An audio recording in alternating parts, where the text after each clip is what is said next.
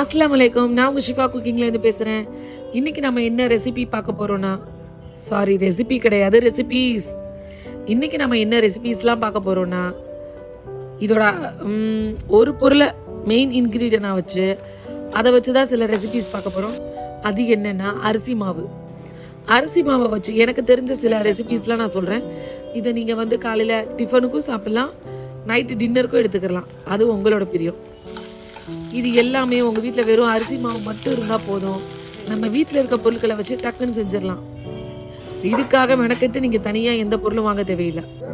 நம்ம வீட்டில் இருக்க ரொம்ப சிம்பிளான பொருட்களை வச்சு ரொம்ப ஈஸியாக செய்யக்கூடிய ரெசிபீஸ்.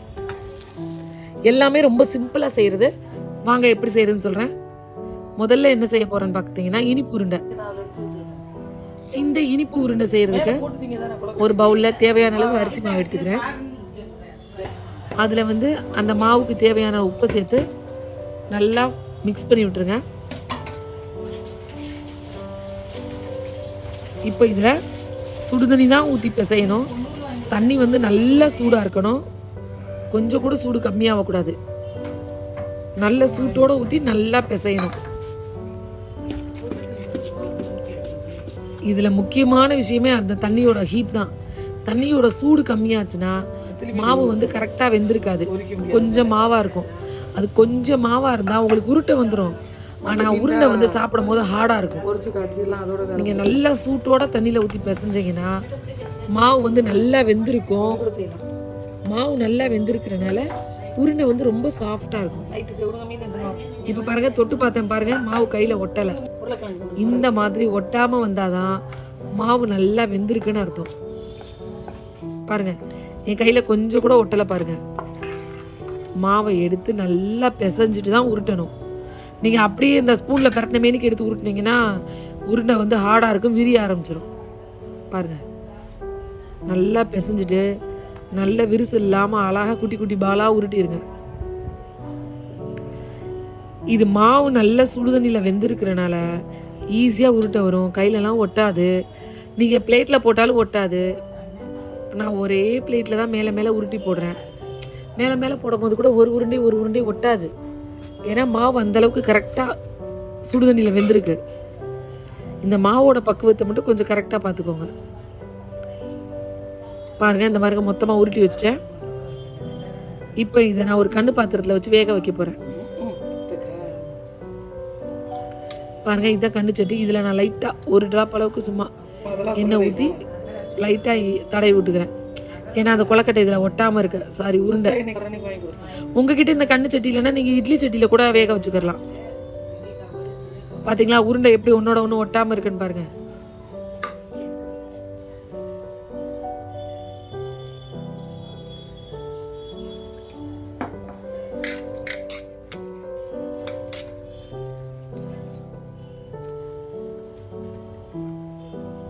ஒரு பாத்திரத்தில் தண்ணி நல்லா சூடாகிட்டு இருக்கு. அது மேலே இந்த உருண்டையை வச்சு நான் மூடி போட்டுறேன். கரெக்டாக ஒரு 5 நிமிஷத்துலேயே அது அவிஞ்சிரும். ஏன்னா ஏற்கனவே சுடுதண்ணி ஊற்றி வெந்தது தானே. பாருங்கள், நல்லா சாஃப்டாக சூப்பராக வெந்துருச்சு பாருங்கள். சுட சுட அதை கொட்டிட்டு இந்த சூட்டோடவே மேலே சர்க்கரையை சேர்த்துருங்க. தேவையான அளவு சர்க்கரையை சேர்த்துட்டு தேங்காய் பூ கொஞ்சம் நல்லா அதிகமாக சேர்த்துக்கோங்க. ஏன்னா தேங்காய் பூவில் தான் ரொம்ப டேஸ்ட் நல்லாயிருக்கும். நீங்கள் வெள்ளை சக்கரை வேணாலும் நாட்டு சக்கரை கூட சேர்த்துக்கலாம். அவ்வளோதான், நல்லா பிரட்டி விட்டுருங்க. ஒரு சூப்பரான இனிப்பு உருண்டை. ஒரு முக்கியமான விஷயத்த மறந்துட்டேன். இது வறுத்த அரிசி மாவு. வறுத்த அரிசி மாவில் செஞ்சால் தான் இந்த மாதிரி ஒரு சாஃப்டான உருண்டை கிடைக்கும். நீங்கள் பச்சை மாவில் செஞ்சிடாதீங்க. பார்த்தீங்களா, நல்ல ஒரு சாஃப்ட் அண்ட் டேஸ்டியான ஜூஸியான உருண்டை ரெடி ஆகிடுச்சு. பார்க்கவே எவ்வளோ அழகாக இருக்குது பாருங்கள். நீங்களும் ட்ரை பண்ணி பாருங்கள். ட்ரை பண்ணி பார்த்து எப்படி இருந்துச்சுன்னு சொல்லுங்கள். வரீங்களா, அடுத்த வீடியோக்குள்ளே போகலாம். ஒரு இனிப்பு பார்த்துட்டோம்ல, அதனால் அடுத்து ஒரு காரம் பார்க்கலாம்.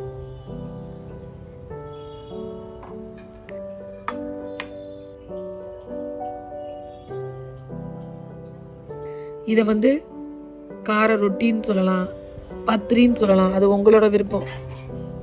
ஒரு பவுலில் தேவையான அளவுக்கு அரிசி மாவு எடுத்துட்டு அதே வறுத்த மாவு தான் இதுவும்.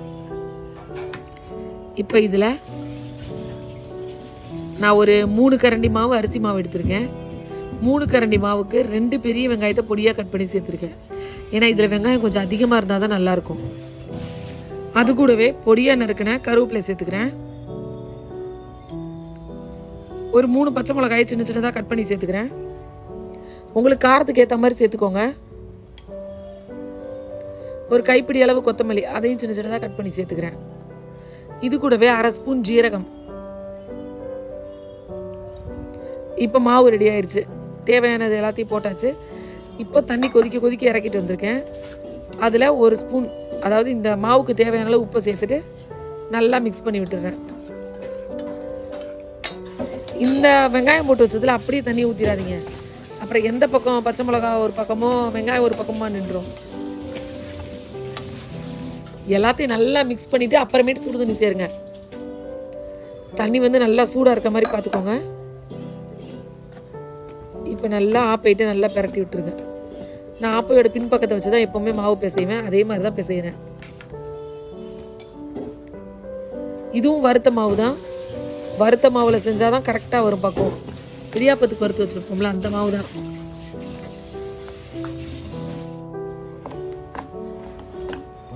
நல்லா கொஞ்சம் கூட மாவு இல்லாத மாதிரி கொஞ்சம் கொஞ்சமாக தண்ணி சேர்த்து நல்லா பிசைஞ்சிருங்க. பார்த்தீங்களா, நல்லா மாவுலாம் எடுத்து விட்டு எப்படி பிசைகிறேன் பாருங்கள். அடியில் இருக்க மாவு எல்லாத்தையும் எடுத்து ஒன்று சேர்த்து பிசைங்க. இப்போ பாருங்கள், கீழே கொஞ்சம் கூட மாவு இல்லை பாருங்கள். நான் ஃபுல்லாக ஒன்று சேர்த்து பிசைஞ்சிட்டேன். இப்போ ஒரு 5 நிமிஷம் ஆறுனதுக்கப்புறம் இதை எடுத்து நல்லா ஒரு பெரிய உருண்டையாக பிடிச்சிக்கோங்க. பாருங்கள், நல்ல ஒரு பெரிய உருண்டையாக எடுத்துட்டு இதை நான் எப்படி இப்போ ரொட்டி மாதிரி தட்டுறதுன்னு உங்களுக்கு சொல்கிறேன். ஒரு கர்ச்சிப்பை நல்லா நனைச்சிட்டு டைட்டாக தண்ணி இல்லாமல் பிழிஞ்சு எடுத்துட்டு அதை அந்த திண்டில் விரிச்சிருக்கேன். அது மேலே இந்த மாவை உருண்டையை வச்சு நல்லா உங்களோட உள்ளங்கையை வச்சு தட்டி விடுங்க. மாவு வந்து நல்லா வெந்துருந்துச்சுன்னா கொஞ்சம் கூட கையில் ஒட்டாது. உங்களுக்கு ஒட்டுற மாதிரி இருந்துச்சுன்னா லைட்டாக கையில் எண்ணெய் தடவிக்கோங்க. நல்லா தட்டி விட்டுட்டேன்னா ரொம்ப மெல்லிசாகவும் இருக்கக்கூடாது, ரொம்ப கனமாகவும் இருக்கக்கூடாது. கொஞ்சம் கரெக்டான பக்குவத்தில் தட்டிக்கோங்க. பாருங்கள், இப்போ இதை எப்படி எடுக்கிறதுன்னு சொல்கிறேன் பாருங்கள். இடது கையில் அந்த ரொட்டியை எடுத்துக்கிட்டு அப்படியே அந்த வலது கை மேலே போட்டு அப்படியே கரிச்சிப்பு எடுத்துடணும். அவ்வளோதான். பார்த்தீங்களா எவ்வளோ ஈஸியாக செஞ்சுட்டேன்னு. இருங்க, இன்னொரு தடவை செஞ்சு காமிக்கிறேன் பாருங்கள். கரிச்சிப்பு மேலே இந்த உருண்டையை வச்சுட்டு நல்லா தட்டி விடணும். கையில் ஒட்டினா லைட்டாக எண்ணெய் தடவிக்கோங்க. ஃபுல்லாக தட்டி முடிச்சுட்டு இடது கையில் அந்த ரொட்டி அப்படியே எடுத்துடணும் கர்ச்சீஃபோட. பாருங்கள், கர்ச்சீஃபோட இடது கையில் எடுத்துட்டு அப்படியே வலது கையை கொண்டு அந்த ரொட்டி மேலே வச்சுருங்க. இந்த சவுண்டு ஃபாஸ்ட்டாக கேட்குது. வச்சுட்டு அப்படியே ஒரு திருப்பிட்டு கர்ச்சீஃப் எடுத்துருங்க. அவ்வளோதான். இப்போ நீங்கள் அப்படியே பேனில் போட்டுடலாம். அவ்வளோதான், ஈஸியாக ரெடி பண்ணிடலாம். பேனில் லைட்டாக ஒரு 1/2 ஸ்பூன் எண்ணெய் சேர்த்துட்டு மேலே அந்த ரொட்டியை போட்டுறேன். நல்லா ஒரு பக்கம் கிறிஸ்பியாக வெந்து வர்ற வரைக்கும் விட்டுட்டு அடுத்த பக்கம் திருப்பி போடுங்க. பாருங்கள், ஒரு பக்கம் நல்லா வெந்து வந்துருச்சு. இப்போ இன்னொரு பக்கம் திருப்பி போடுவேன். பாருங்கள், நல்லா கிறிஸ்பியாக சுட்டு எடுத்தால் அந்த ரொட்டி ரொம்ப டேஸ்ட்டாக இருக்கும். இதை நீங்கள் சும்மாவும் சாப்பிடலாம், இல்லை இதை வந்து தேங்காய் சட்னியோட சாப்பிட்டா ரொம்பவே டேஸ்ட்டு நல்லாயிருக்கும். நீங்கள் காலையில் டிஃபனுக்கும் இது நல்லாயிருக்கும், நைட்டு டின்னருக்கும் நல்லாயிருக்கும். மேலே நல்லா கிறிஸ்பியாக உள்ளே நல்லா சாஃப்டாக அந்த வெங்காயத்தோட காரசாரமாக நல்லாவே இருக்கும் சாப்பிட. ட்ரை பண்ணி பாருங்கள். நீங்கள் ரொட்டி சுடும் போது ரொட்டி வந்து ரொம்ப அடுத்தடுத்து சுடுறதா இருந்தால் அந்த கர்ச்சீஃபை திரும்ப நனைச்சிட்டு அடுத்து சுடுங்க. கண்டினியூஸாக ஒரே இதில் சுட்டிங்கன்னா கர்ச்சீஃப் மேலே ரொம்ப மாவாயிருச்சுன்னா சுட வராது. இப்போ அடுத்த ரெசிபிக்கு ஒரு 3 கரண்டி மாவு எடுத்துட்டு அதில் நல்லா உப்பு சேர்த்து மிக்ஸ் பண்ணி விட்டுட்டு சுடுதண்ணி ஊற்றி பிசைஞ்சுக்கிறேன். பிசைஞ்சிட்டு மாவு ஒரு 5 நிமிஷம் நல்லா ரெஸ்ட் கொடுத்துட்டேன். இப்போ நல்லா ஆறிடுச்சு பாருங்கள். ஆறின உடனே மாவை எடுத்து நல்லா சப்பாத்தி மாவு மாதிரி நல்லா பிசைஞ்சுக்கோங்க. அப்போ தான் கொஞ்சம் சாஃப்ட் ஆகும். சாஃப்ட் ஆனதுக்கப்புறம் அதை எடுத்து நல்லா பிசைஞ்சு ஸ்டார்டிங்கில் இனிப்பு உருண்டைக்கு சின்ன சின்ன உருண்டைகளாக உருட்டினீங்க இல்லையா, இப்போ நம்ம அதை எடுத்து சின்ன சின்ன உருண்டைகளாக உருட்ட போகிறோம். ஏற்கனவே நம்ம வந்து முதல்லையும் இனிப்பு உருண்டைக்கு உருட்டி இருக்கும். அதனால் இதுக்கு வந்து ஒரு டிஃப்ரெண்ட்டான ஷேப். அந்த உருண்டைக்கு மேலே சின்னதாக அந்த விரலை வச்சு ப்ரெஸ் பண்ணிங்கன்னா ஒரு டிஃப்ரெண்ட்டான அழகான ஷேப் கிடைக்கும்.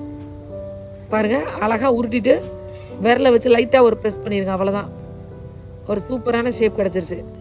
இப்போ நான் இதை வேக வச்சு எடுத்துக்கிறேன். 5 நிமிஷம் போதும், அழகாக வெந்து வந்துடும். பாருங்கள், நல்ல ஒரு சாஃப்டாக வெந்து வந்துருச்சு.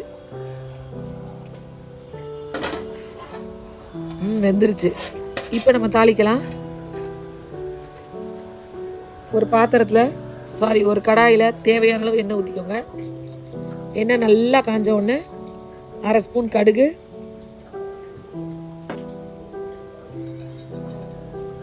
இப்போ பொரிஞ்சிருச்சு. 2 பெரிய வெங்காயத்தை பொடியாக கட் பண்ணி சேர்த்துருக்கேன்.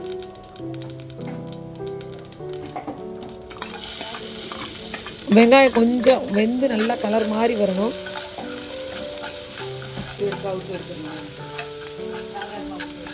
இப்போ அது கூடவே 2 கொத்து கருவேப்பிலையும் சேர்த்துக்கிறேன். எண்ணெயெல்லாம் நான் அதிகமாக சேர்க்கல, பாருங்கள், கொஞ்சமாக தான் சேர்த்துருக்கேன் எண்ணெய். இப்போ பாருங்கள், வெங்காயம் நல்லா வெந்து வந்துருச்சு. பாருங்கள், வெங்காயம் வெந்து நல்லா கலர் மாதிரி வந்ததுக்கப்புறம் இதில் 2 முட்டையை நான் உடச்சி ஊற்றுறேன்.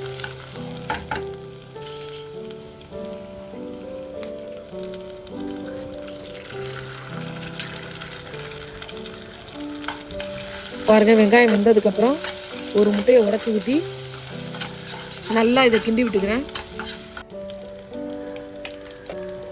முட்டை ஓரளவுக்கு வெந்ததுக்கப்புறம் 1 ஸ்பூன் மிளகாத்தூள், 1/4 ஸ்பூன் மஞ்சள் தூள், 1/2 ஸ்பூன் மிளகுத்தூள், இது எல்லாத்தையும் சேர்த்து நல்லா கிண்டி விடுங்க. நல்லா மிக்ஸ் பண்ணதுக்கப்புறம் ஒரு 1 நிமிஷம் எண்ணெயில் வேக விடுங்க. ஏன்னா மிளகாத்தூள் சேர்த்துருக்கோம் இல்லையா, அந்த மிளகாத்தூள் கொஞ்சம் எண்ணெயில் வெந்து வரணும். கொஞ்சம் மிளகாத்தூள் எண்ணெயில் வெந்து பச்சை வாசனை போனதுக்கப்புறம் சாஃப்டாக அழகாக இருக்குது பாருங்கள் பார்க்கவே. அந்த கொழுக்கட்டையை இதில் சேர்த்துடலாம். எனக்கு இதோட ஷேப் ரொம்ப பிடிச்சிருக்கு. இப்போ நாம் அந்த கொழுக்கட்டையை சேர்த்ததுக்கப்புறம் அடுப்பு லோ ஃப்ளேமில் வச்சுட்டு இப்போ இது எல்லாத்துக்கும் தேவையான அளவு உப்பு சேர்த்துட்றேன். ஏற்கனவே நம்ம மாவில் வேறு உப்பு சேர்த்துருக்கோம். இப்போ இந்த முட்டை, வெங்காயம், மசாலா இதுக்கு எல்லாத்துக்கும் சேர்த்து கொஞ்சம் உப்பு. பாருங்கள், பார்க்கவே எவ்வளோ அழகாக சூப்பராக இருக்குன்னு, டேஸ்ட்டும் அந்த மாதிரி இருந்துச்சு. இது அரிசியில் பண்ண ஒரு ரெசிபின்னு யாராலையும் கண்டுபிடிக்க முடியாது. ஏதோ பாஸ்தா மாதிரி அவ்வளோ டேஸ்ட்டாக இருந்துச்சு சாப்பிடும் போது. கண்டிப்பாக நீங்களும் உங்கள் வீட்டில் ட்ரை பண்ணி பாருங்கள். ட்ரை பண்ணி பார்த்துட்டு எப்படி இருந்துச்சுன்னு கமெண்டில் சொல்லுங்கள். இது பார்க்குறதுக்கு எவ்வளோ அழகாக இருக்குமோ, சாப்பிட்றதுக்கும் அவ்வளோ டேஸ்ட்டாக இருந்துச்சு. அடுத்த ரெசிபிக்குள்ளே போகலாமா? இது வந்து ஒரு கார அடை. இது செய்யறதுக்கு நான் 2 கரண்டி மாவு தான் எடுத்திருக்கேன். அது கூடவே 2 பெரிய வெங்காயத்தை கட் பண்ணி சேர்த்துருக்கேன். வீடியோ கால் அரிசி மாவு தோசை அவங்க போயிட்டு வாங்க. அதோட ஒரு 2 பச்சை மிளகாய் சின்ன சின்னதாக கட் பண்ணி சேர்த்துருக்கேன்.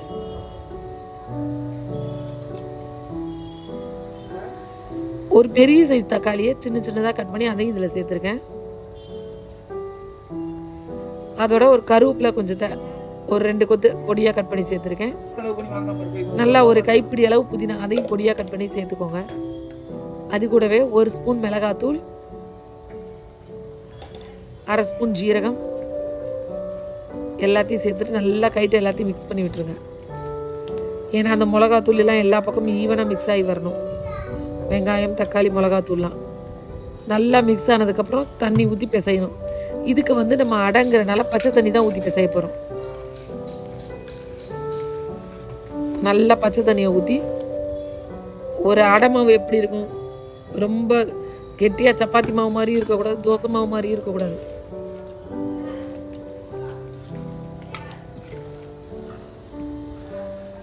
கையில் எடுத்து போடுற அடை மாவு மாதிரி இருக்கணும். இது ரொம்ப டைட்டாக இருக்குது, இன்னும் கொஞ்சம் தண்ணி தெளிக்கணும். பார்த்தீங்களா, இது ரொம்ப டைட்டாக இருக்குது, சப்பாத்தி மாவு மாதிரி.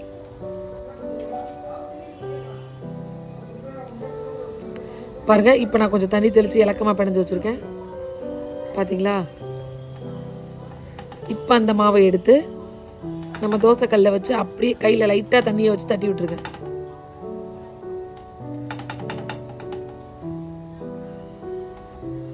தட்டிட்டு சுற்றி லைட்டாக கொஞ்சம் எண்ணெய் ஊற்றிக்கிறேன். ரொம்ப அதிகமாலாம் எண்ணெய் இதுக்கு தேவைப்படாது. இந்த கொஞ்சம் எண்ணெயிலே அது சூப்பராக வெந்து வந்துடும். பாருங்கள், நல்லா வெந்து வந்ததுக்கப்புறம் திருப்பி போடுங்க. பார்த்தீங்களா, பார்க்கவே எவ்வளோ கலர்ஃபுல்லாக இருக்குன்னு. சாப்பிட்றதுக்கும் டேஸ்ட் அந்த மாதிரி இருந்துச்சு. நல்லா அந்த வெங்காயம், தக்காளி, பச்சை மிளகா, மிளகாத்தூள்னு சாப்பிட அவ்வளோ டேஸ்ட்டாக இருக்கும். இந்த ரெசிபி சாப்பிடும் போது இது கூட நீங்கள் கார சட்னி வச்சு சாப்பிட்டீங்கன்னா நல்லாயிருக்கும்.